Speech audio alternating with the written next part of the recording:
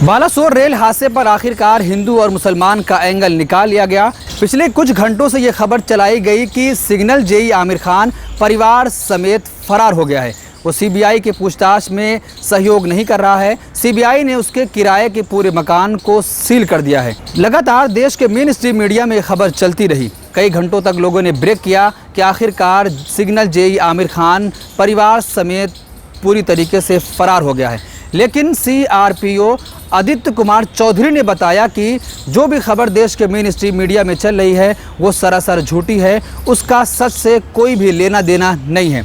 आपको बता दें कि बालासोर रेल हादसे में 300 लोगों की जान चली गई थी और कई हज़ार लोग जख्मी हुए थे। ये एक भीषण हादसा था जिसकी वजह से पूरा देश गमज़दा था, लेकिन लगातार उसमें हिंदू और मुसलमान करने की कोशिश की जा रही थी। उस समय भी ऐसी खबरें चलाई गई थी जिसमें साफ तौर पर वहाँ के रेलवे अधिकारी ने बताया था कि जो भी ऐसी खबरें चला रहा है उसके विरुद्ध कार्रवाई की जाएगी। उड़ीसा पुलिस ने कई लोगों के खिलाफ कार्रवाई भी की थी। आपको मालूम होगा कि जिस तरीके से ये कहा गया था कि जहाँ पर ये रेल हादसा हुआ था बगल में एक मस्जिद है, फोटो कट करके चलाई जा रही थी, लेकिन अब एक दूसरा एंगल निकाला गया। पिछले कुछ घंटों से ये खबर चलाई जा रही है कि जेई आमिर खान पूरे परिवार समेत फरार हो गया है और उसके घर को सीबीआई ने पूरी तरीके से सील कर दिया है। लेकिन वहां के अधिकारी ने साफ तौर पर बताया कि ऐसी कोई खबर नहीं है, बल्कि हमारे तमाम कर्मचारी सीबीआई के पूछताछ में सहयोग कर रहे हैं और कोई भी फरार नहीं है।